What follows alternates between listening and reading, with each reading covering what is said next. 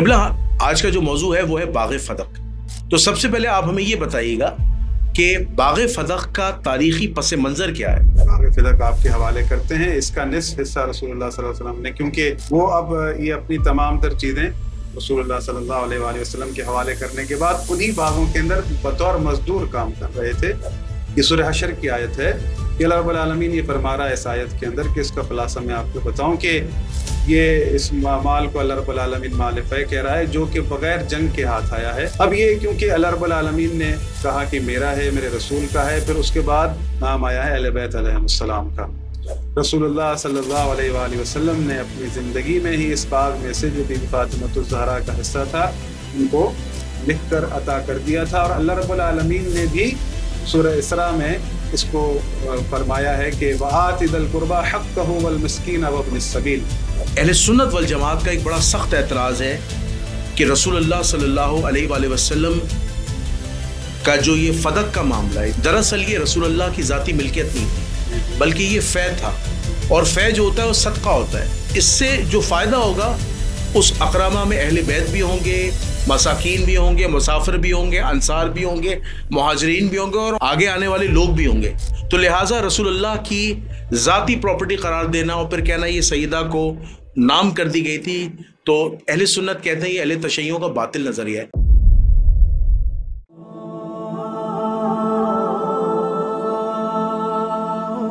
नहमदुहु व नुसल्ली व नुसल्लिम अला रसूलिल करीम, अम्मा बाद, फ़अऊज़ु बिल्लाहि मिनश शैतानिर रजीम, बिस्मिल्लाहिर रहमानिर रहीम, अल्लाहुम्मा सल्लि अला मुहम्मद व अला आलि मुहम्मद वला हौला वला कुव्वता इल्ला बिल्लाहिल अलिय्यिल अज़ीम। नाज़रीन सामीन, आपका मेज़बान जुनैदुर रहमान हाजिर खिदमत है।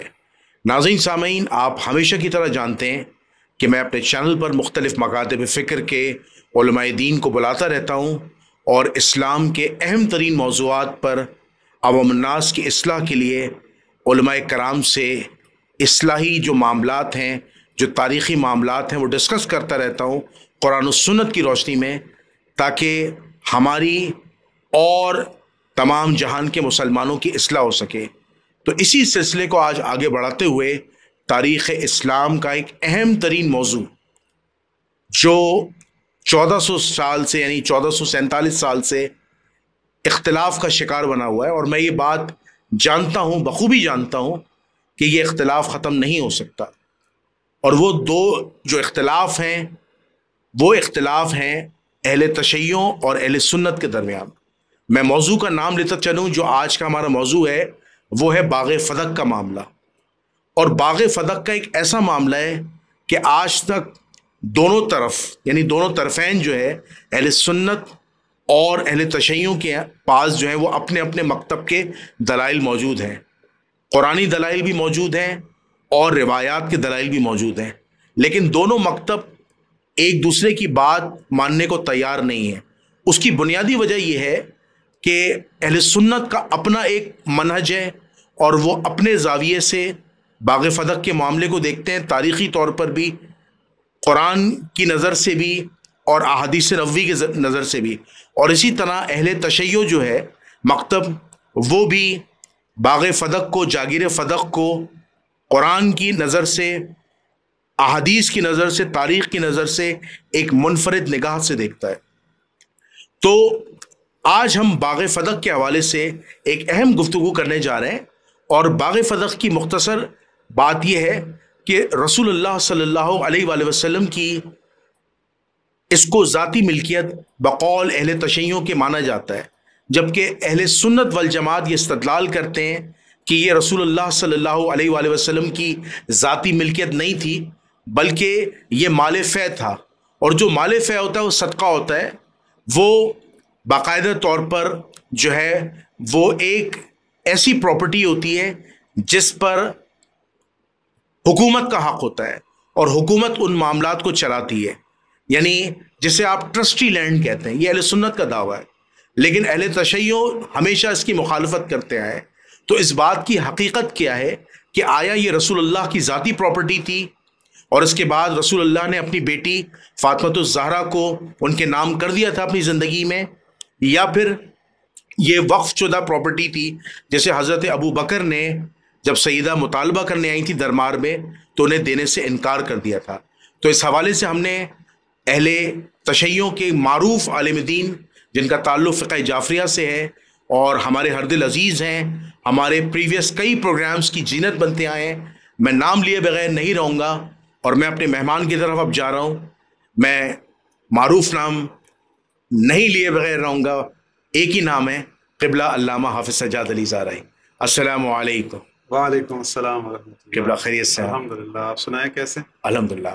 قبلہ کافی عرصے بعد آپ کے ساتھ پروگرام ہو رہا ہے۔ جی جی آپ کے ساتھ اسی اسٹوڈیو میں ہم نے جی جی ماضی میں 3 پروگرامز کیے تو ہمارے چینل پر جی پوسٹڈ ہیں اور عوام کو بہت پسند آئے تھے۔ تو عوام کی ہمیشہ خواہش ہوتی ہے کہ آپ اپنے چینل پر جنید رحمان آفیشیل پر قبلہ سجاد علی زارعی صاحب کو بلاتے رہا کریں، کیونکہ سجاد علی زارعی صاحب کا دلائل دینے کا جو انداز ہے ایک منفرد ہے اور ایک بڑا خوبصورت انداز ہے۔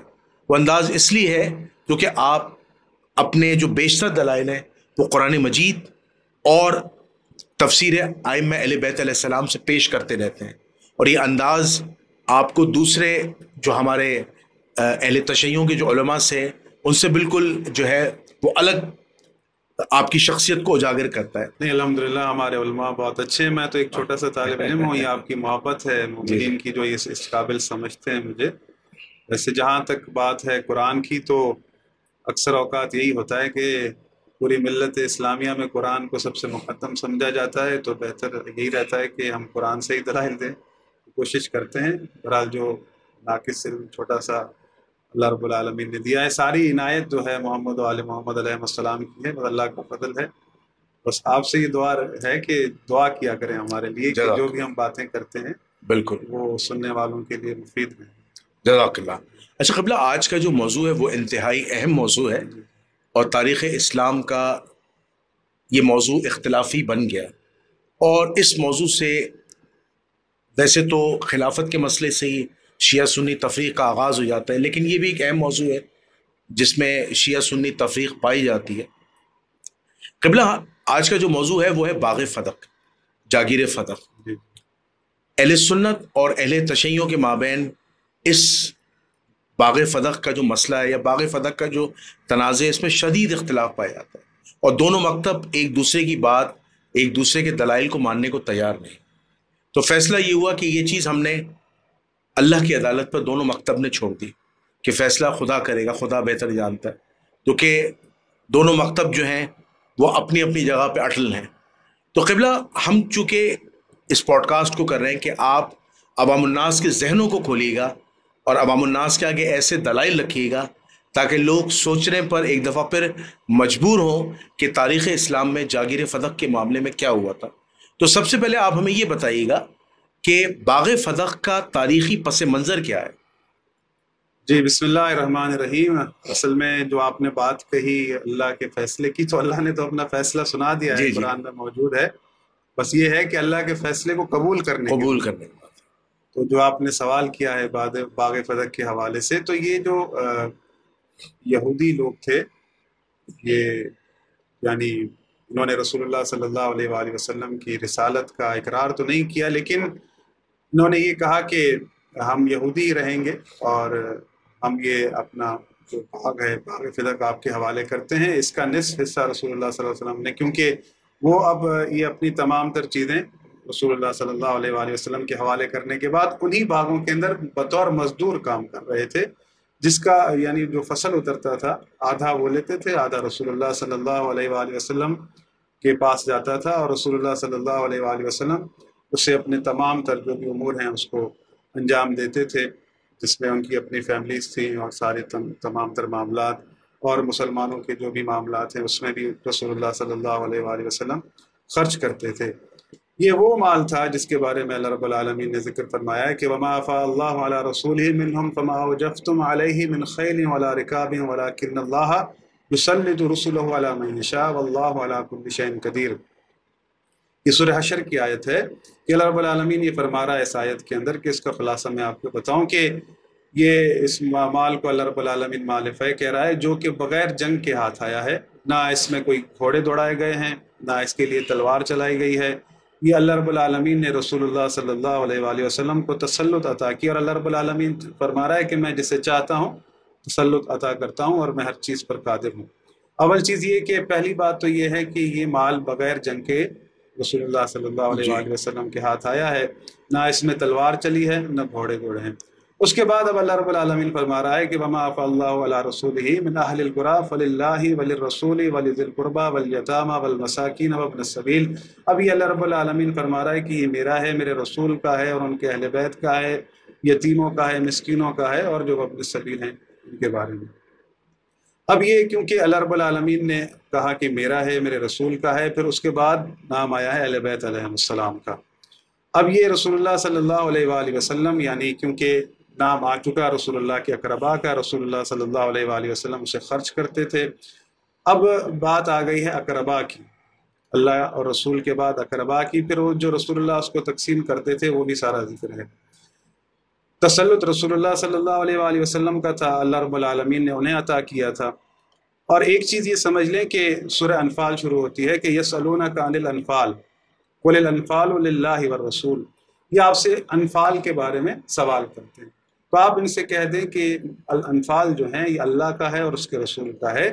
یعنی غنیمت اور انفال میں فرق یہ ہے کہ غنیمت وہ ہے، مال غنیمت، جو آپ جنگ کرتے ہیں، دوران جنگ آپ کو جو دشمن سے مال ملتا ہے، اس میں وہ مجاہدین میں تقسیم کیا جاتا ہے، اس میں مسلمانوں کا حصہ ہوتا ہے، جو اس میں شریک ہوتے ہیں ان میں سارا کا سارا تقسیم کیا جاتا ہے۔ پھر اس میں بھی جو ہے اللہ رب العالمین فرماتا ہے کہ وَاعْلَمُوا أَنَّمَا غَنِمْتُم مِّن شَيْءٍ فَأَنَّ لِلَّهِ خُمُسَهُ وَلِلرَّسُولِ وَلِذِي الْقُرْبَى وَالْيَتَامَى وَالْمَسَاكِينِ، تو اس میں بھی اللہ کے رسول اور ذی القربیٰ کا ذکر ہے۔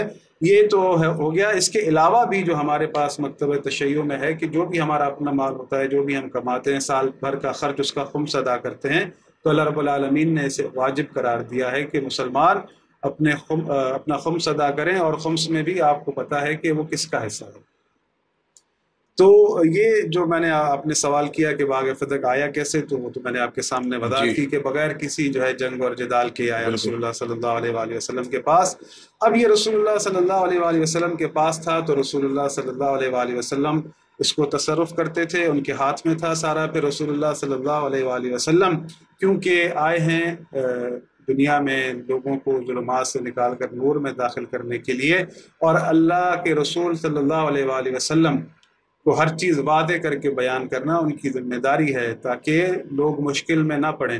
رسول اللہ صلی اللہ علیہ وآلہ وسلم نے اپنی زندگی میں ہی اس باغ میں سے جو بی بی فاطمۃ الزہرا کا حصہ تھا ان کو لکھ کر عطا کر دیا تھا۔ اور اللہ رب العالمین نے بھی سورہ اسراء میں اس کو فرمایا ہے کہ وَآتِ ذِی الْقُرْبَى حَقَّهُ وَالْمِسْكِينَ وَابْنِ السَّبِيلِ، کہ اپنے اقربا کو ان کا حق ادا کر دو۔ اور یہ آیت سورہ اسراء میں موجود ہے، جسے یہ کہہ کر یعنی ٹھکرایا جاتا ہے کہ یہ مکے میں اتری ہے، لیکن اس کا آپ پس منظر پڑھیں گے تو یہ آیت ہے تو مکی صورت میں، لیکن یہ مدینہ میں نازل ہوئی ہے۔ اچھا، نازل مدینہ میں ہوئی ہے۔ اور اول بات یہ ہے کہ جو لوگ اعتراض کرتے ہیں کہ یہ مکہ میں نازل ہوئی ہے اور یہ معاملہ سارا مدینے کا ہے، تو ٹھیک ہے آیت نازل ہوئی ہے، لیکن موجود تو ہے نا، موجود تو ہے، منسوخ تو نہیں ہوئی نا، منسوخ نہیں۔ اب جب رسول اللہ صلی اللہ علیہ وآلہ وسلم کے پاس مال ہوگا، ایک چیز آئے گی تو ہی عطا کریں گے نا، کیونکہ ان کا جو اپنا مال تھا، وہ تو مکے میں رہ گیا تھا۔ آپ کو سارے تاریخی پس منظر پتہ ہیں کہ رسول اللہ جب ہجرت انسان کرتا ہے تو پیچھے کچھ نہیں چھوڑتا۔ جب رسول اللہ مکہ چھوڑ کے جا رہے تھے تو کچھ اٹھایا تو نہیں تھا وہاں سے انہوں نے، جو بھی ان کا مال تھا۔ اب جب ان کے پاس وہ چیز ہوگی تو ہی وہ دیں گے نا، حکم تو موجود ہے نا۔ یہ بہانہ کی آیت جو ہے اس مکی صورت میں ہے تو لہذا بنتا نہیں ہے، یہ اصلاً بنتا نہیں ہے، اس سوال ہی بس ہے۔ یعنی یہ جو استدلال پیش کیا جاتا ہے یہ استدلال باطل استدلال ہے، کیونکہ حکم موجود ہے۔ اب اللہ رب العالمین کہہ رہا ہے کہ وَآتِ ذِی الْقُرْبَى حَقَّهُ، اپنے اقربا کو ان کا حق دے دو، تو یعنی پتہ یہ چلا کہ رسول اللہ کے جو اقربا ہیں ان کا حق بنتا ہے، ورنہ آیت پھر اتارنے کا ہدف کیا ہے اللہ رب العالمین کی طرف سے۔ اچھا قبلہ، میں ایک آپ سے سوال کرنا چاہتا ہوں۔ اہل سنت یہاں ایک اعتراض کرتے ہیں، اہل سنت یہ کہتے ہیں کہ جس طرح آپ نے سورہ اسراء کی جو آیت پڑھی اور اس میں کہا کہ اپنے اقربا کو اے رسول حق ادا کر دیجئے، جس پر اہل سنت اس استدلال کو باطل سمجھتے ہیں اور اہل تشیعوں کے اعتراض کو نہیں مانتے. آپ نے کہا یہ مکی صورت ہے، جبکہ حقیقت یہ ہے کہ مدینہ میں نازل ہوئی اور بعد میں جب صورتوں کی ترتیب ہوئی جس میں بھی اختلاف پایا جاتا ہے یہ مکی صورت میں ایڈ کر دی گئی.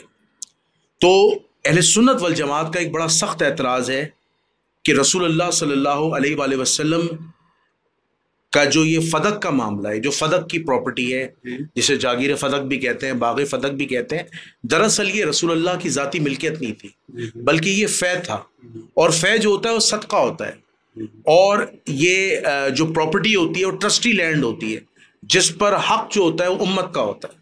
بالکل آپ ٹھیک. تو اس پر رسول اللہ صلی اللہ علیہ وسلم کا نہ کوئی ذاتی حق تھا. ہاں اس سے جو فائدہ ہوگا اس اقرامہ میں اہل بیت بھی ہوں گے، مساکین بھی ہوں گے، مسافر بھی ہوں گے، انصار بھی ہوں گے، مہاجرین بھی ہوں گے، اور ان سے آگے آنے والے لوگ بھی ہوں گے. تو لہٰذا رسول اللہ کی ذاتی پراپرٹی قرار دینا اور پھر کہنا یہ سیدہ کو نام کر دی گئی تھی، تو اہل سنت کہتے ہیں یہ اہل تشیعوں کا باطل نظریہ ہے. اس حوالے سے آپ کیا کہیں گے؟ دیکھیں میری بات سنیں نا، آیت کے اندر واضح ہے کہ اس کے حصول میں تمہارا کوئی شیئر نہیں، نہ تم نے گھوڑے دوڑائے ہیں نہ تم نے تلوار چلائی. یہ اللہ کا ہے، اس کے رسول کا ہے اور ان کے اقربا کا ہے. یہ بات واضح آیت کے اندر موجود ہے، تو اس کو ٹرسٹ کہنا یہ بہت عجیب سی بات لگی مجھے. کہ دوسری بات یہ کہ رسول اللہ صلی اللہ علیہ وآلہ وسلم پر تو صدقہ حرام تھا، ان کے آل پر صدقہ حرام تھا. اب آپ یہ بتائیں کہ آل رسول صدقہ کیسے کھائیں گے جو چیز ان پر حرام ہے؟ یہ بڑا اہم سوال آپ نے اٹھایا. یہ تو آپ پڑھ لیں، بخاری مسلم میں بھی یہ حدیث موجود ہے. ایسا نہیں ہے کہ شیعوں کے پاس لکھی. اگر یہ صدقہ ہے تو صدقہ تو پھر اہل بیت پہ حرام ہے. دوسری بات یہ کہ آپ کتنی بھی باتیں کریں تو میں یہ آپ سے کہوں گا کہ امیر المومنین کو بی بی فاطمہ الزہرا کو کیا یہ بات پتہ نہیں تھی؟ اگر ایسا ہوتا تو وہ ڈیمانڈ ہی کیوں کرتے؟ اول چیز یہ ہے کہ رسول اللہ، میں نے آپ کے سامنے عرض کیا کہ رسول اللہ صلی اللہ علیہ وآلہ وسلم، دیکھیں مذاق بات نہیں ہے. جب رسول اللہ صلی اللہ علیہ وآلہ وسلم چیزوں کو مبہم چھوڑیں گے تو کیسے کام بنے گا؟ رسول اللہ صلی اللہ علیہ وآلہ وسلم، ان کے اہل بیت اگر رسول اللہ کی باتوں سے، اللہ کے دین سے غافل ہیں تو پھر آپ سوچ لیں کہ آپ پورے دین اسلام پر سوالیہ نشان اٹھا رہے ہیں، رسول اللہ کی وصیت پر سوالیہ نشان اٹھا رہے ہیں کہ رسول اللہ جن کو اپنے بعد امت کے لیے راہ ہدایت چن رہے ہیں کہ اگر چاہتے ہو گمراہ نہ ہو تو میں تمہارے درمیان قرآن اور اہل بیت چھوڑے جا رہا ہوں. وہ اہل بیت قرآن کو بھی ٹھیک طرح سے نہیں جانتے اور رسول اللہ کی باتوں کو بھی ٹھیک طرح سے نہیں جانتے. تو آپ خود سوچیں کہ رسول اللہ نے یہ جو اپنا فیصلہ سنایا، جو وصیت کی ہے، اس وصیت کا ہدف کیا تھا؟ ہمیں وہ افراد دیے جن کو اتنا نہیں پتا تھا کہ ہم رسول اللہ کے وارث نہیں ہیں، یہ مال فے جو ہے یہ صدقہ ہوتا ہے. یہ باتیں جو ہے ان کا کوئی بھی جواب نہیں دے سکتا. بالکل. اب رہی بات کہ پہلے بھی میں نے آپ کے پروگرام میں یہ سوال اٹھایا تھا کہ دیکھیں اول جو چیز ہے ابتدا کیا ہے؟ ہمیں ایک چیز کو سمجھنا ہوگا. رسول اللہ صلی اللہ علیہ وآلہ وسلم کے بعد یہ کہا گیا کہ نبیوں کی میراث نہیں ہوتی، نہ وہ وارث بنتے ہیں نہ بناتے ہیں. جو وہ چھوڑ جائیں وہ صدقہ ہے، وہ صدقہ ہے. یہ حضرت ابو بکر نے فرمایا، یعنی ان کا ترکہ نہیں ہوتا. ترکہ نہیں. ٹھیک ہے. اب یہ قرآن ہے میرے سامنے، میں سرچ میں نکال لیتا ہوں، آیت نمبر بھی بتا دیتا ہوں کہ اکثر وہ میرے اس میں رہتی ہے. یہ سورہ نساء آیت نمبر 33 ہے.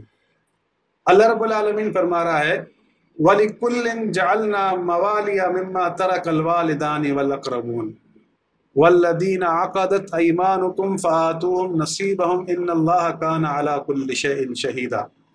اور جو مال ماں باپ اور رشتہ دار چھوڑ کر جائیں دنیا سے تو حقداروں میں تقسیم کر دو.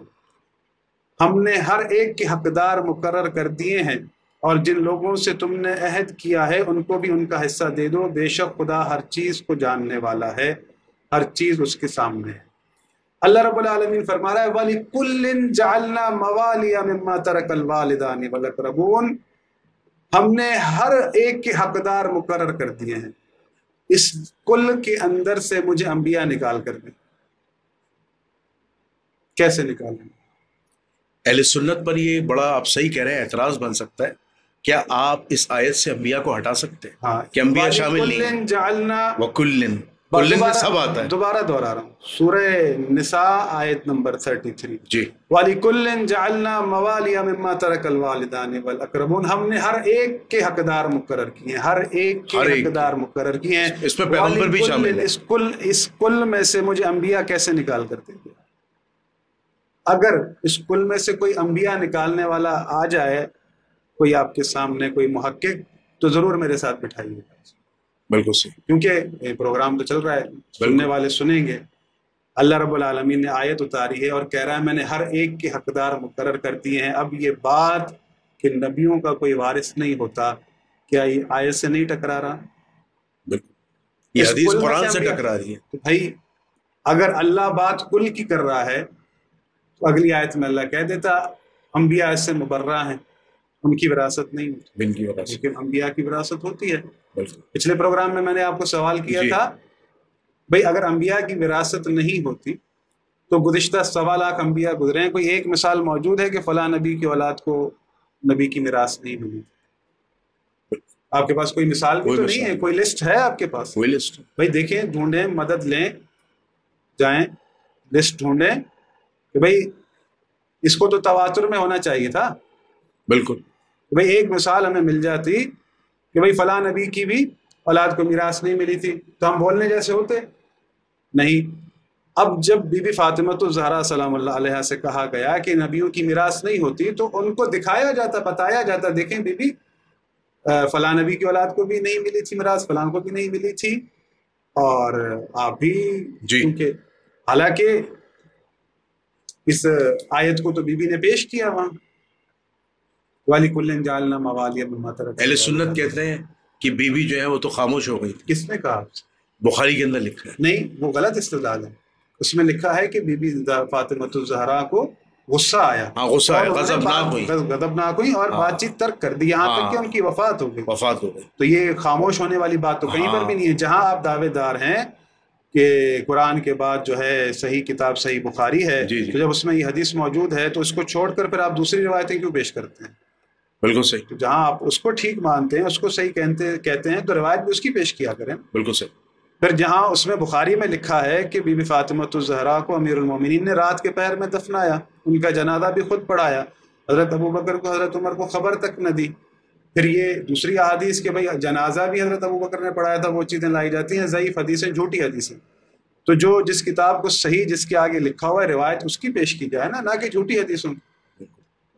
اچھا قبلہ, یہاں ایک بڑی اہم بات ہے, میں چاہتا ہوں عوام الناس کو آپ دوبارہ اس بات کو ریپیٹ کیجیے گا, تو کیا آپ یہ بات بتا بھی چکے ہیں کہ جب حضرت فاطمہ الزہرا سلام اللہ علیہا نے مطالبہ میراث کیا تھا, مجھے میراث ملے, مجھے جاگیر ملے, تو حضرت ابو بکر نے رسول خدا کی ایک حدیث بیان فرمائی کہ رسول اللہ صلی اللہ علیہ وسلم نے فرمایا انبیاء کی کوئی وراثت نہیں ہوتی, انبیاء دو کچھ چھوڑ کر جاتے ہیں, وہ صدقہ ہوتا ہے. تو یہاں پر آپ نے ایک بڑا خوبصورت جملہ کہا, اور یہ ذہن میں میرے پوائنٹ تھا, آپ عوام الناس کو الیبریٹ بھی کریں کہ صدقہ تو حرام ہوتا ہے, اہل بیت پر سیدوں پر صدقہ حرام ہے. تو یہ کس طرح کی یہ حدیث ہے, یہ کس طرح کا استدلال ہے جو اہل سنت پیش کر رہے ہیں کہ صدقے کا مال رسول اللہ صلی اللہ علیہ وسلم بھی معاذ اللہ کھاتے تھے اور اپنے گھر والوں کو کھلاتے تھے؟ آپ خود سوچ لیں, خود فیصلہ کریں. بھئی بات یہ ہے کہ جب یہ بات کہی گئی بی بی فاطمہ الزہرا سے, تو کیا انہوں نے تسلیم کیا اس بات؟ نہیں, وہ تو غضبناک ہوئی. تو غضبناک ہو گئی نا. انہوں نے تو قرآن سے استدلال کیا کہ بھئی نبی انبیاء کی میراث ہوتی ہے. بی بی فاطمہ الزہرا سلام اللہ علیہا نے قرآن کی آیتیں پڑھ کر بتا دیا کہ میرے بابا قرآن کے مخالف بات نہیں کر سکتے.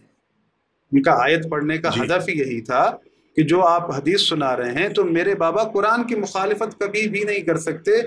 آپ مجھے حدیث سنا رہے ہیں, میں آپ کو قرآن سنا رہی ہوں. جی. اور قرآن سنانے کا ہدف یہی تھا کہ اگر آپ یہ حدیث سنا رہے ہیں, میں آپ کو قرآن سنا رہی ہوں, تو آپ میرے بابا کو قرآن کے مخالف کھڑا کر رہے ہیں. اور یہ ممکن نہیں ہے. یہ تقریباً آنے والی تمام نسلوں کے لیے ایک راہ ہدایت ہے سمجھنے کے لیے کہ جس طرح سے رسول اللہ صلی اللہ علیہ وآلہ وسلم نے فرمایا تھا کہ میری کوئی بات اگر قرآن کے مخالف ہو تو اسے دیوار پہ مار دو. بالکل صحیح. تو بی بی وہی عمل کر رہی تھی وہاں پر. بالکل. اچھا قبلہ, یہاں پر ایک بڑا اہم سوال اٹھتا ہے. ایک چیز میں اور کر دوں. جی. تو یہ بات پھر وہی سوال آئے گا کہ رسول اللہ صلی اللہ علیہ وآلہ وسلم نے اپنی گھر والوں کو کیوں نہیں بتایا؟ اپنے گھر والوں کو یہ بات کیوں نہیں بتا کر گئے؟ چونکہ وراثت کا مطالبہ تو ازواج رسول نے بھی کیا. ہاں انہوں نے بھی کیا، ان کو بھی پتہ نہیں تھا اس بات کا. حضرت علی کو بھی نہیں پتا تھا. یعنی جب حضرت ابو بکر حضرت علی اور عباس کو یاد دلاتے ہیں تب وہ ہاں کرتے ہیں، ہاں بھائی ایک حدیث تھی.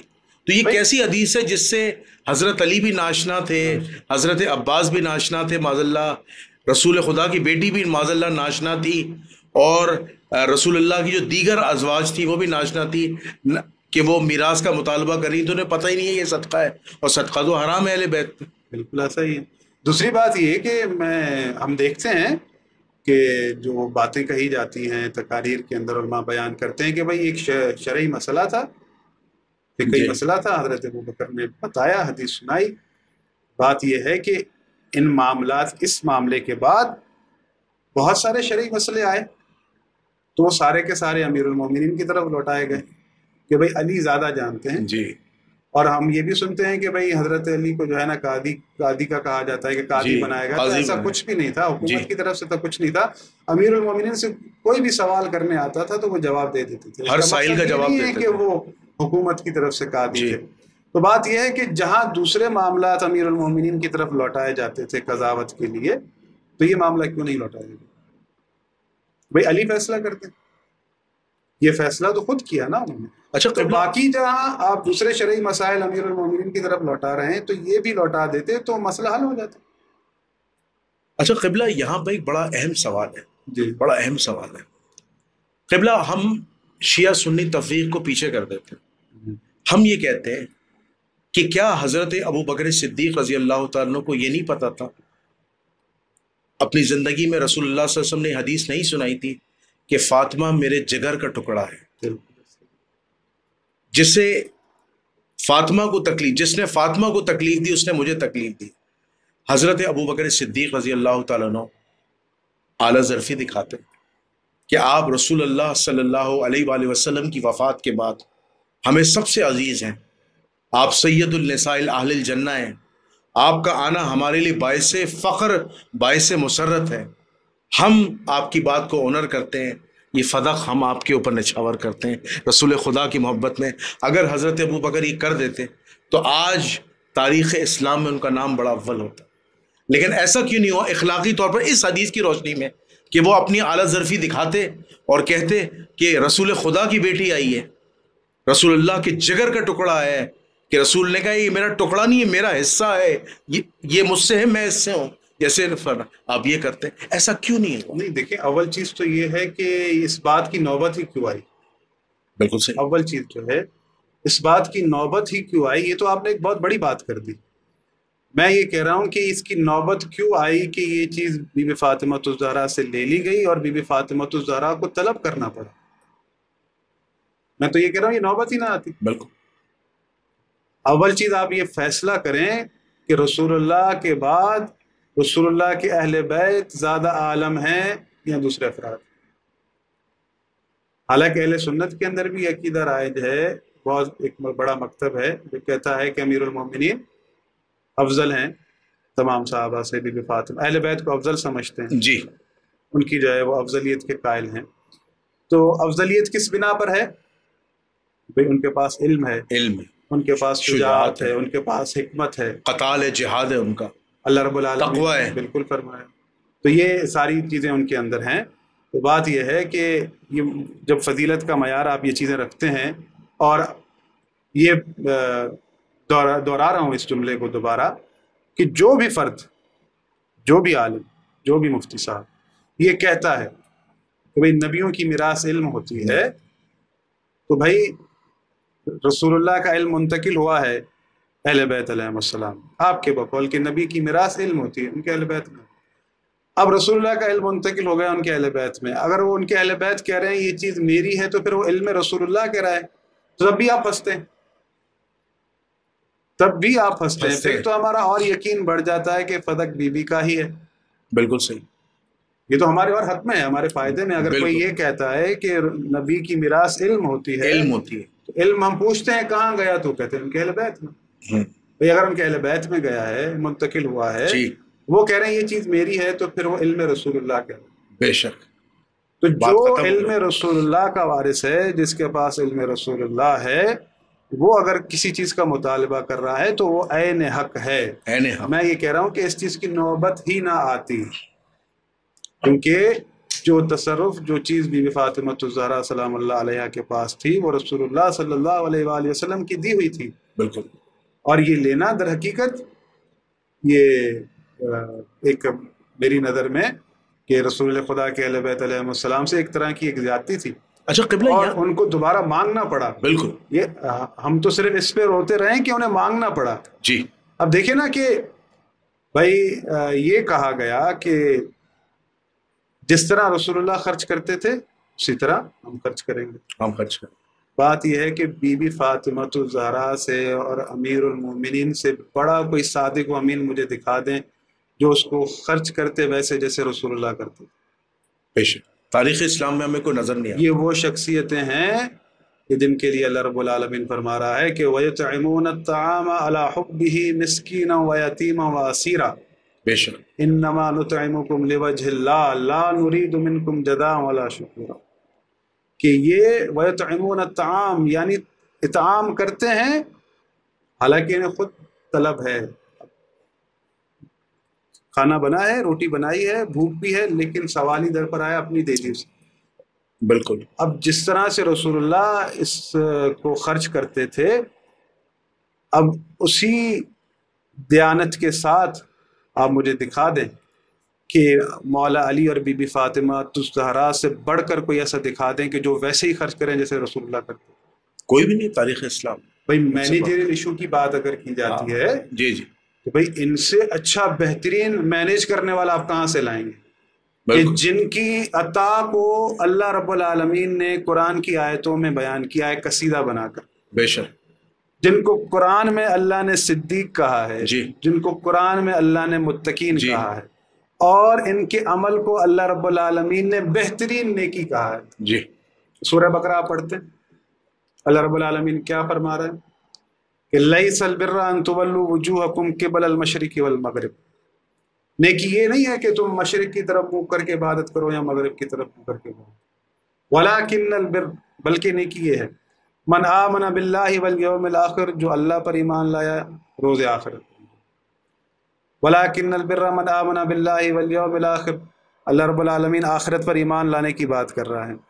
پھر اس کے بعد اللہ رب العالمین کیا کہہ رہا ہے کہ لیس البر ان تولوا وجوہکم قبل المشرق والمغرب ولکن البر من آمن باللہ والیوم الآخر والملائکۃ والکتاب والنبیین وآتى المال علی حبہ، ملائکہ پر، کتابوں پر، نبیوں پر ایمان رکھتے ہیں، وآتى المال علی حبہ، اور جو مال ان کے پاس ہے باوجود یعنی چاہتے ہیں کہ خود اسے خرچ کریں یا کھائیں، علی حبہ ذوی القربیٰ، اپنی حب ہونے کے باوجود بھی کسے دیتے ہیں؟ ذوی القربیٰ والیتامیٰ والمساکین وابن السبیل والسائلین وفی الرقاب والموفون الصلاۃ وآتوا الزکوٰۃ، یہ ساری چیزیں کہ اللہ عہدوں کو وفا کرتے ہیں، بالکل نماز کو قائم کرتے ہیں، زکوٰۃ کو ادا کرتے ہیں، یعنی عہدوں کو وفا کرنے کی بات ہے۔ جب ان کے اوپر مصیبت آ جاتی ہے تو اس پر صبر کرتے ہیں۔ پھر اللہ رب العالمین یہ باتیں کہنے کے بعد کیا کہہ رہا ہے؟ اولئک الذین صدقوا واولئک هم المتقون، یہی سچے ہیں، یہی متقین ہیں۔ یہ اب اللہ رب العالمین آیت میں یہ چیزیں بیان کر رہا ہے کہ یہ عطا کرتے ہیں کس کو؟ سائلین کو، سائلین جو مسکین ہیں، جو یتیم ہیں۔ پھر سورہ دہر میں اللہ رب العالمین ان کے لیے کہہ رہا ہے، اٹھا کر دیکھ لیں تفاسیر، تو مجھے یہ بتا دیں کہ ان سے بڑھ کر بہتر اس مال کو خرچ کرنے والا کون ہو سکتا تھا؟ آپ مجھے لکھ کر دیں۔ بالکل صحیح فرما رہا ہے، تاریخ اسلام میں ایسی کوئی نظیر نہیں ہے، کوئی ایسی روایت موجود نہیں ہے، کسی ایسے صحابی صحابیات کا نام نہیں ملتا۔ آپ مجھے بتا دیں کہ باغ فتح یہ کہا گیا کہ مسلمانوں کا ہے، کتنے مساکین نے اس سے فائدہ اٹھایا؟ یہ بھی ایک کتنے سوال۔ یتیموں میں عطا کیا گیا؟ وہ کتنے سائلین کو اس کے وہ پہنچا؟ کوئی ہے تفصیلات؟ کوئی گواہیاں ہوتی، ہمیں تو ایسی کوئی تفسیر ملتی نہیں۔ بھائی یہ کہا جاتا ہے کہ یہ حکومت وقت جو ہے غریبوں، مسکینوں اور ناداروں کو دیتی تھی۔ آپ اٹھا کر دیکھ لیں تاریخ، حضرت عثمان کے دور میں کسے ملا ہے؟ وہ تو فتح چھین لیا گیا تھا، مروان کو دے دیا گیا۔ پھر آپ خود فیصلہ کر لیں، تو پھر یہ اگر امت کا تھا تو امت کو کیوں نہیں دیا؟ آج بھی امت کا ہی ہے نا۔ بقول آپ کی؟ اب تو سعودی گورنمنٹ کا ہے. بھائی ایک کھجور بھی آپ کو حصے میں ملنی چاہیے نا. ملتی ہے؟ نہیں, کیوں نہیں ملتی؟ کیونکہ اب تو وہاں سعودی عرب میں تو شریعت نام کی کوئی چیز ہی نہیں ہے. بھائی بس باتیں آپ کے سامنے باتیں اچھا سر. جی جی. اچھا قبلہ یہاں ایک بڑا اہم اعتراض ہے. وہ اعتراض مکتب تشیعوں کا ہے جو میں آپ سے ڈسکس کر رہا ہوں. میں چاہتا ہوں کہ آپ شیعہ سنی تفریق سے ہٹ کر قرآنی معاملات میں ایسی مثال قائم کر دیں, کوئی ایسی دلیل دے دیں جو مسلمانوں کے لیے مشر راہ ہو. حضرت ابو بکر جو ہے انہوں نے سیدہ کائنات کو یہ حدیث سنائی. حدیث کیا سنائی کہ میں نے رسول اللہ سے سنا ہے کہ ہم انبیاء کی کوئی وراثت نہیں ہوتی, ہم انبیاء جو کچھ چھوڑ کے جاتے ہیں وہ صدقہ ہوتا ہے. اس کے بعد ہمیں یہ پتہ چلتا ہے کہ سیدہ کائنات جو ہیں ان کے دلائل کو نہیں مانا گیا وہ دربار سے, یا اگر وہ دربار میں نہیں گئی تھی بقول اہل سنت کے حضرت عائشہ کے ذریعے اپنی میراث کا وراثت کا پیغام بھیجا تھا, تو حضرت ابو بکر نے منع کر دیا تھا. آپ غضبناک ہوئیں, ناراض ہوئیں, ترک تعلق ہوئیں, اور آپ نے ترک ملاقات کر لی اور کہا کہ یہ حضرات حضرت ابو بکر عمر میرے جنازے پہ شریک نہ ہو. اور حضرت علی ان کے وصال کے بعد, ان کی شہادت کے بعد بقول اہل تشیعوں کے انہیں رات کی تاریکی میں ان کی وصیت کے مطابق دفن کر دیتے, اور ان کی نماز جنازہ میں کوئی خلیفہ وقت, خلیفہ اول دوم کوئی نہیں ہوتا, اور نہ ان کے چاہنے والے ہوتے ہیں. یہ تاریخ یہاں ختم ہو جاتی. لیکن اس کے بعد اہل سنت کے یہاں ایک اور محاذ کھڑا ہوتا ہے. ہمیں جب صحیح مسلم میں ایک روایت ملتی ہے, اس روایت میں ہم دیکھتے ہیں کہ جب بنو نذیر کی جائیداد کا دوبارہ تذکرہ ہوتا ہے, صحیح مسلم کی روایت ہے 4577 کہ جس میں حضرت عمر رضی اللہ تعالیٰ کے سامنے حضرت عباس بن عبد المطلب اور حضرت علی کے درمیان ایک تنازع ہوتا ہے, ایک باغ کہہ لیں یا ایک جائیداد کہہ لیں جو رسول اللہ صلی اللہ علیہ وسلم کے دور میں عطا ہوتی ہے. اس میں حضرت عباس بقول اہل سنت کے صحیح مسلم کی روایت کے کہ حضرت علی پر طعن کرتے ہیں کہ اس غاصب, اس خائن, اس غادر سے جو ہے میری جان چھڑوائیں اور اس کا فیصلہ کر دیں. تو وہاں حاضرین میں حضرت عثمان بھی, حضرت طلحہ بھی اور حضرت سعد بن ابی وقاص یہ لوگ موجود ہوتے ہیں. تو وہ کہتے ہیں ہاں ان کا فیصلہ کر دیں. تو اس کے بعد حضرت عمر رضی اللہ تعالیٰ حضرت علی حضرت عباس کو یاد دلاتے ہیں کہ ایک وقت ایسا بھی تھا کہ جس طرح آپ علی کو خائن اور غادر اور غاصب کہہ رہے ہیں, اسی طرح آپ حضرت ابو بکر کو بھی سمجھتے تھے کہ جب آپ اپنی جو ہے وہ سمجھ لیجئے رسول اللہ کی بیٹی کا مطالبہ کرنے آئے, اور یہ علی بن ابی طالب اپنی زوجہ کی میراث کا مطالبہ کرنے آئے تھے, اور حضرت ابو بکر نے کہا تھا کہ ہم انبیاء کی کوئی وراثت نہیں ہوتی, ہم جو کچھ چھوڑ کے جاتے ہیں وہ صدقہ ہوتا ہے. تو اس وقت حضرت ابو بکر نے ایک جملہ کہا تھا, وہ جملہ قابل غور ہے, اہل سنت بتاتے نہیں ہیں.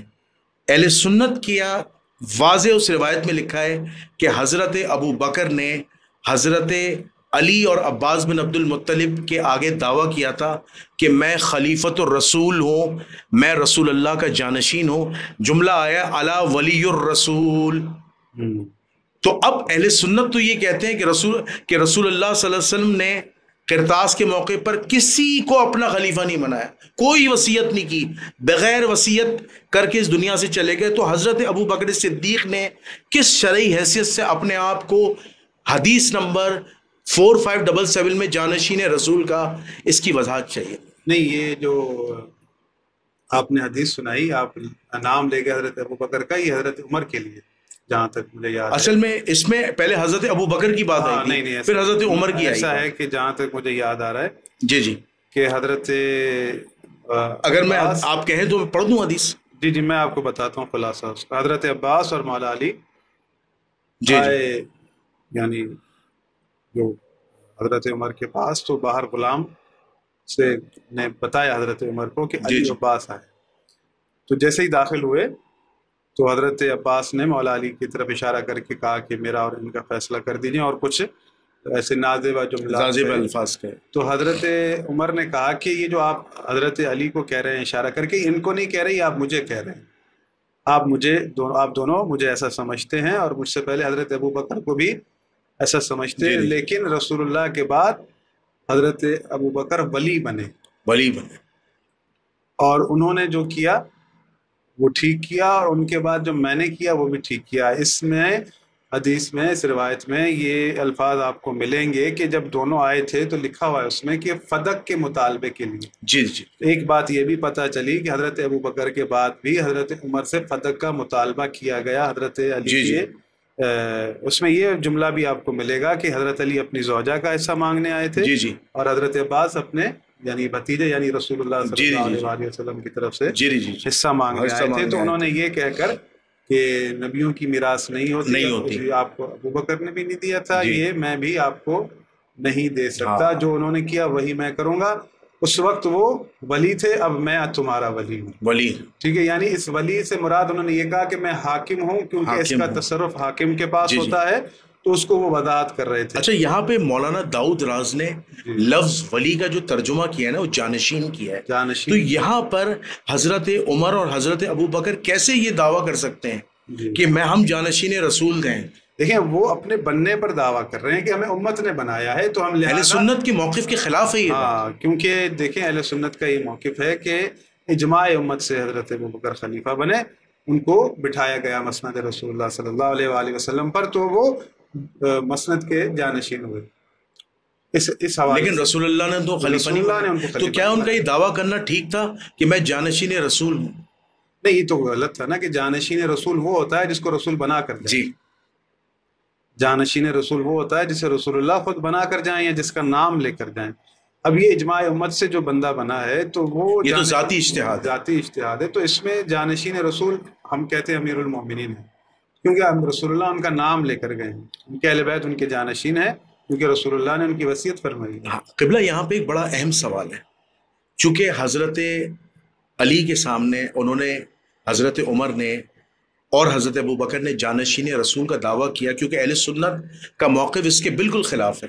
حضرت عمر کی ایک جگہ سٹیٹمنٹ ہے کہ رسول اللہ نے کسی کو جانشین نہیں بنایا، قرطاس کی سٹیٹمنٹ بھی موجود ہے، رسول اللہ نے کسی کو جانشین نہیں بنایا۔ تو یہاں پہ حضرت ابو بکر اور عمر کا جو دعویٰ ہے جانشین رسول کا وہ باطل ہے، بالکل، یا تو راوی کی غلطی ہے، حضرت ابو بکر اور عمر کا دعویٰ باطل ہے۔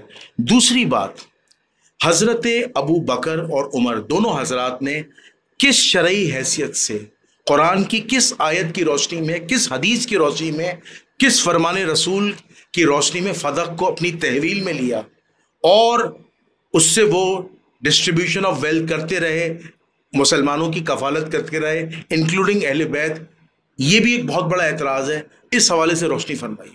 نہیں، ایسی تو کوئی آیت نہیں ہے، یہ تو ہمارا سوال بنتا ہے۔ جی، یہ تشیع کا ہی اعتراض ہے، یہ ہمارا سوال بنتا ہے کہ ہم یہ سوال کریں کہ بھائی کس تناظر میں کہ بھائی کہاں لکھا ہے کہ یہ جو رسول اللہ کا مال تھا کہ اس طرح سے آپ تصرف کریں گے۔ ہمارے پاس یہ ہے کہ جو مال فہ ہے اللہ کے رسول کا ہے، اور اس کے بعد کیونکہ بات اہل بیت کی ہے، جو رسول اللہ کے اوصیاء ہیں، یہ وقت کا امام ہے جسے اللہ کے رسول خود بنا کر جائیں، پھر اس کے اختیار میں ہے کہ وہ اس کو تصرف کریں۔ اور یہ جو فدق کا معاملہ ہے، جو بی بی کا حصہ تھا، جو پارٹ تھا، اس کا تو معاملہ ہی جدا ہے، اس کو تو بھائی ترکہ ہوتا ہی نہیں ہے نا، یعنی ٹوٹلی لیا گیا۔ اچھا، ایک اہل سنت محقق سے پوچھا کہ حضرت ابو بکر نے کس کیپیسٹی میں فدق کو تحویل میں لیا اور اس سے ڈسٹریبیوشن آف ویلتھ کی؟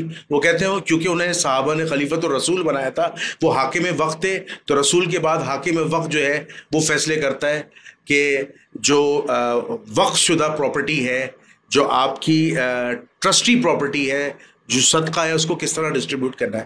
کیا تشیع اس بات کو مانتے ہیں؟ بالکل ہرگز نہیں مانتے۔ ہماری نظر میں جو حاکم وقت ہیں رسول اللہ کے بعد، ان کو رسول اللہ نے بنایا ہے، تو وہ امیر المومنین علی ہیں، ان کے خلیفہ جانشین وہی ہیں۔ اگر امیر المومنین علی علیہ الصلوۃ والسلام رسول اللہ کے بعد آتے تو ویسے ہی تصرف کرتے جیسے رسول اللہ کرتے تھے۔ اس میں سے بی بی کا جو پارٹ تھا، جیسا کہ جو ان کو ہبا کیا گیا، وہ میں دوبارہ دہرا رہا ہوں کہ وہ ڈیفرنٹ تھا۔ اس کو جس طرح رسول اللہ تقسیم کرتے تھے ویسے امیر المومنین تقسیم کرتے۔ میں نے آپ کے سامنے یہ بات واضح کر دی کہ اگر یہ واقعی امت کا تھا جی، تو پھر بتائیں کتنے غریب مسکینوں نے اسے استفادہ کیا اور کب تک ہوتا رہا۔ آج بھی اگر ہے تو بتائیں کتنے مسکینوں کو اس سے دیا جاتا ہے۔ تو پھر یہ اگر حاکم وقت کا ہے تو حاکم وقت تو پھر اپنے رشتہ داروں میں بھی بانٹ رہے تھے حضرت عثمان کے دور۔ پھر اس کا کیا جواب دیں گے آپ؟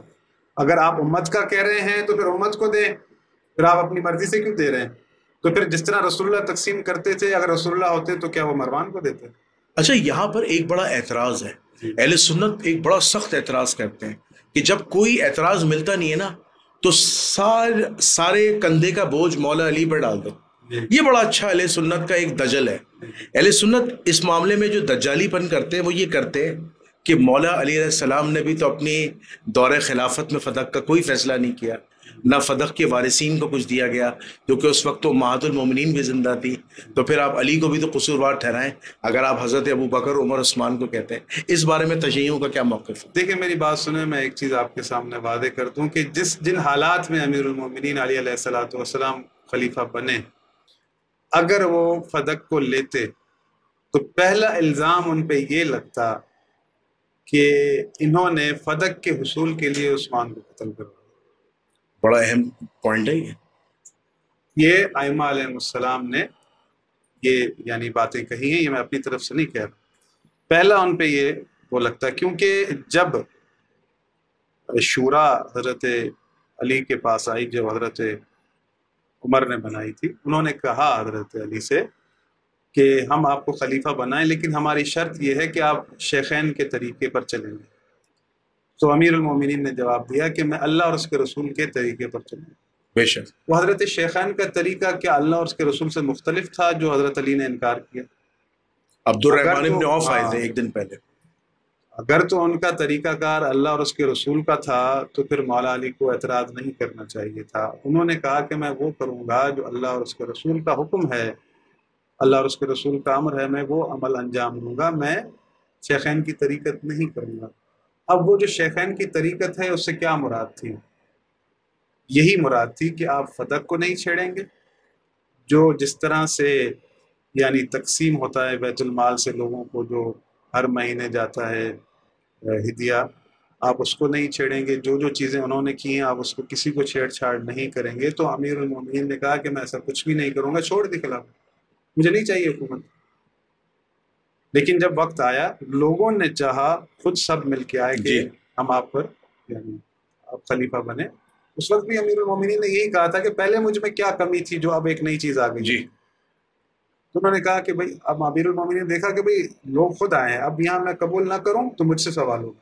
جب امیر المومنین بن گئے تو میں نے آپ کو پہلی وجہ تو یہ بتا دی. دوسری وجہ ہے بہت ساری وجوہات ائمہ معصومین علیہ السلام نے بیان کی ہیں. دیکھیں فدق جو ہے آج بھی لوگوں کو ہدایت کرتا ہے.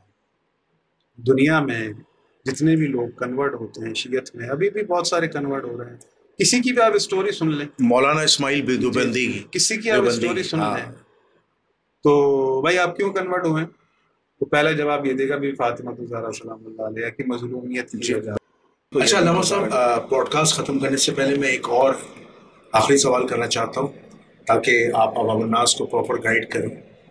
فدق کا ہمارا ٹاپک چل رہا ہے کہ جس طرح حضرت ابو بکر نے حضرت فاطمہ الزہرا سلام اللہ علیہ کو فدق دینے سے انکار کر دیا تھا کہ یہ صدقہ ہوتا ہے، اور صدقہ جو ہوتا ہے وہ ذاتی ملکیت رسول خدا کی نہیں ہوتی، تو آپ کو اس میں سے کوئی حصہ نہیں ملے گا. تو اگر اس چیز کو دلیل بنایا جاتا ہے تو یقیناً حضرت ابو بکر نے جو جائیداد کی تقسیم ہے وہ اپنی بچیوں میں بھی نہیں کی ہوگی، اپنی اولادوں میں نہیں کی ہوگی. اس حوالے سے اہل تشیعوں کا کیا نظریہ ہے؟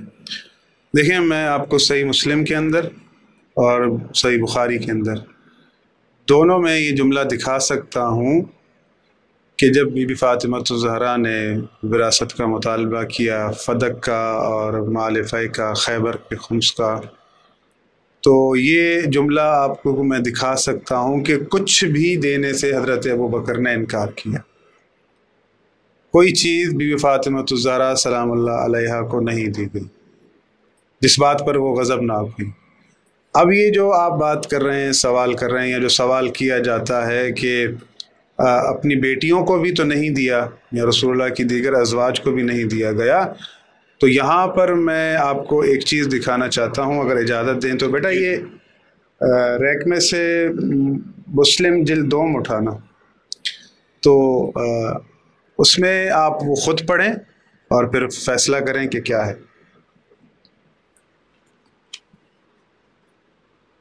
صحیح مسلم کی روایت. جی یہ صحیح مسلم ہے اس کا ترجمہ و تشریح کیا مولانا محمد زکریا اقبال صاحب نے، اور مقدمہ لکھا ہے مفتی اعظم پاکستان مولانا کیمرے کے سامنے مفتی محمد رفیع عثمانی صاحب. ٹھیک ہے جی جی. یہ پرنٹڈ ہے دارالاشاعت کی، مفتی رفیع عثمانی صاحب کا مقدمہ ہے جی. اور مولانا محمد زکریا صاحب جو ہے اس کا انہوں نے ترجمہ کیا ہے. جی. حصہ دوم ہے صحیح مسلم. اب یہ صحیح مسلم کے اندر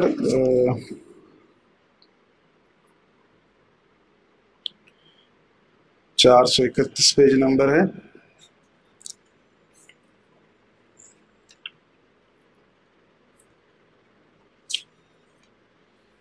یہ حدیث آپ خود پڑھیں.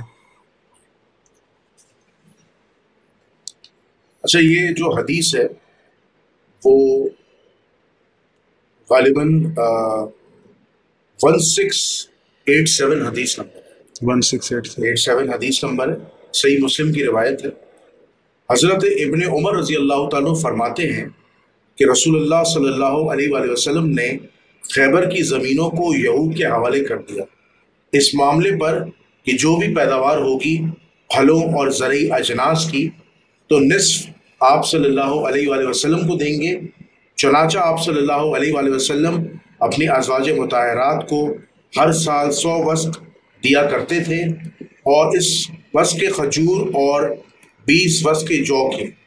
جبکہ حضرت عمر فاروق رضی اللہ تعالیٰ والی خلافت ہوئے تو خیبر کی زمینیں تقسیم کر دی گئیں، اور نبی صلی اللہ علیہ وسلم کی ازواج کو یہ اختیار دیا گیا کہ وہ چاہیں تو ان کے لیے بھی زمین اور پانی کا حصہ الگ کر دیا جائے، یا چاہیں تو حسب سابق اس حصہ زمین کی پیداوار اور وسق کی صورت میں انہیں دے دیا جائے.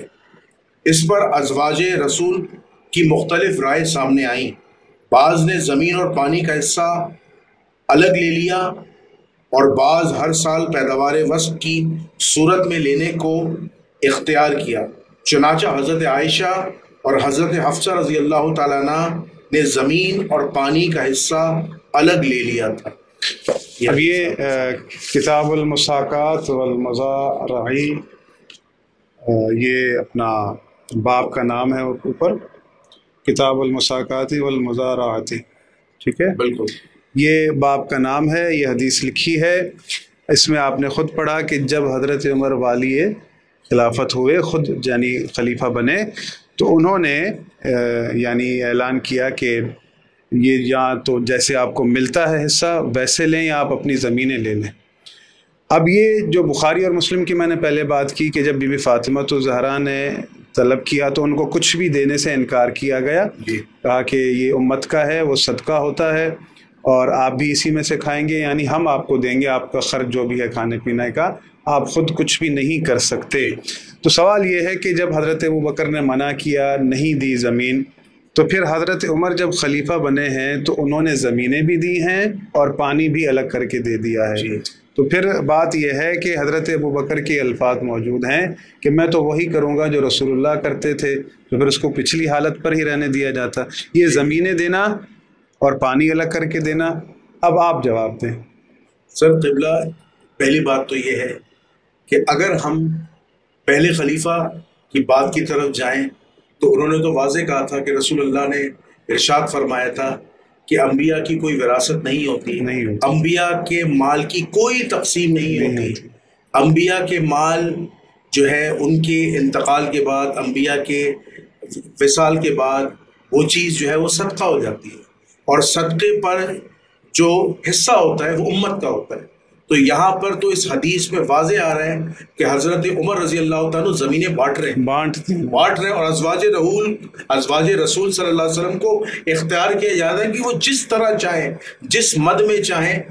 اچھا، نام موجود ہے، نام حضرت عائشہ اور حضرت حفصہ کے، انہوں نے زمین بھی لے لی اور پانی بھی اپنا الگ لے لی. یہاں سے دو باتیں سامنے آتی ہیں جی، کہ یا حضرت ابو بکر صدیق رضی اللہ تعالیٰ صحیح تھے یا غلط تھے، یا حضرت عمر فاروق رضی اللہ تعالیٰ صحیح تھے غلط تھے. دیکھیں یہ جملہ کہ میں وہی کروں گا جو رسول اللہ کرتے تھے، تو پھر یہ زمینیں کیوں دی گئی؟ یعنی ایک دوسرے کی مخالفت اختیار سے دی گئی. ہاں بس قرآن کی کون سی آیت ہے؟ بالکل. تو اس سے یہ بات ثابت ہوتی ہے کہ حضرت ابو بکر اور عمر رضی اللہ تعالیٰ کے فیصلوں میں فرق تھا اور حضرت ابو بکر نے حضرت عمر کے فیصلوں کو حضرت عمر نے حضرت ابو بکر کے فیصلوں کو مقدم نہ جانا اور اپنے ذاتی اجتہاد سے فیصلہ کیا۔ میں سمجھتا ہوں کہ اس معاملے میں عوام الناس خود فیصلہ کرے کہ آیا اللہ کے رسول کی بیٹی کو ایک طرف حق نہ دیا جانا اور ایک طرف رسول خدا کی ازواج کو حضرت عمر زمینیں بانٹ رہے ہیں۔ میں سمجھتا ہوں عوام کے سامنے ہم نے صحیح مسلم کی روایت پڑھ دی ہے، آپ لوگ عاقل لوگ ہیں، سمجھدار لوگ ہیں، فیصلہ کیجیے گا کہ اللہ کے رسول کی بیٹی کے ساتھ آیا زیادتی ہوئی تھی یا نہیں ہوئی تھی، یہ فیصلہ عوام کی عدالت۔ تو میں اس پوڈ کاسٹ کو اینڈ کرتا ہوں۔ دیکھیں، آج ہو سکتا ہے کہ میری بہت ساری باتیں آپ کو تلخ لگیں، آج آپ کو ایک نیا جنید الرحمن نظر آیا ہو کہ اس سے پہلے میں نے اتنے کھل کے ڈسکشن نہیں کیا تھا، لیکن دیکھیں ہم بھی انسان ہیں، ہم بھی جذبات رکھتے ہیں، ہم بھی تاریخ پڑھتے ہیں، ہم بھی تاریخ کی تلخ چیزوں کو باہر نکالتے ہیں، ہم بھی سچائی کو جاننے کی کوشش کرتے ہیں۔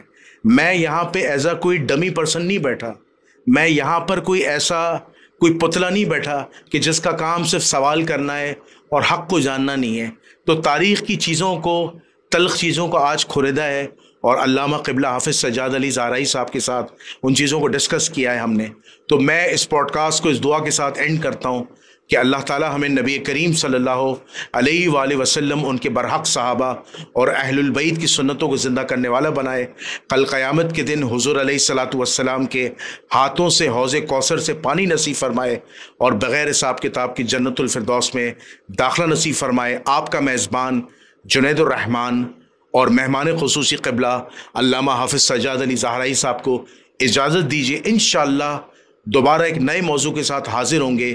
اس وقت تک کے لیے السلام علیکم ورحمۃ اللہ وبرکاتہ۔